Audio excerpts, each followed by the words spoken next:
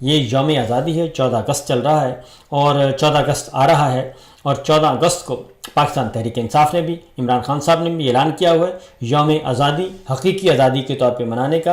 اور حقیقی آزادی حاصل کرنے کا، لیکن حکومت انہیں یوم آزادی بھی منانے کی اجازت نہیں دے رہی، اور پی ٹی آئی کے کارکنوں کے 14 اگست کے دھرنے کی منصوبہ بندی کرنے پر، یعنی کہ 14 اگست کو صرف انہوں نے یوم آزادی منانا ہے اور اس کو نام دیا گیا دھرنے کا، اور اس پہ صرف ایک کریک ڈاؤن شروع کر دیا گیا ہے اور ان پہ چھاپے مارے جا رہے ہیں، پی ٹی آئی کے کارکنان کو گرفتار کیا جا رہا ہے کہ 14 اگست پہ وہ جو ہے وہ یوم آزادی اس طریقے سے نہ منائیں جیسے کہ عمران خان نے کہا ہے،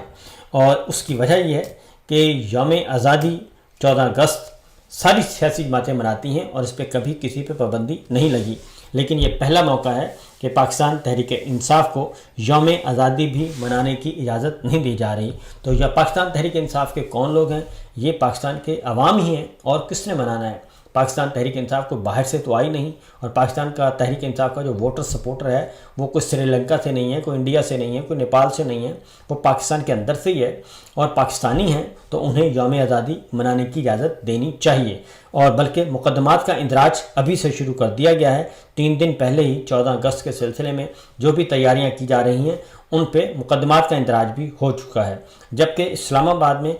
باجے اور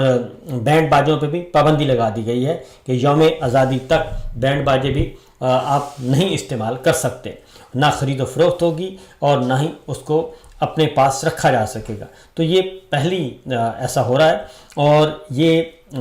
سمجھ نہیں آ رہی کہ اتنی بوکھلاہٹ کی وجہ کیا ہے۔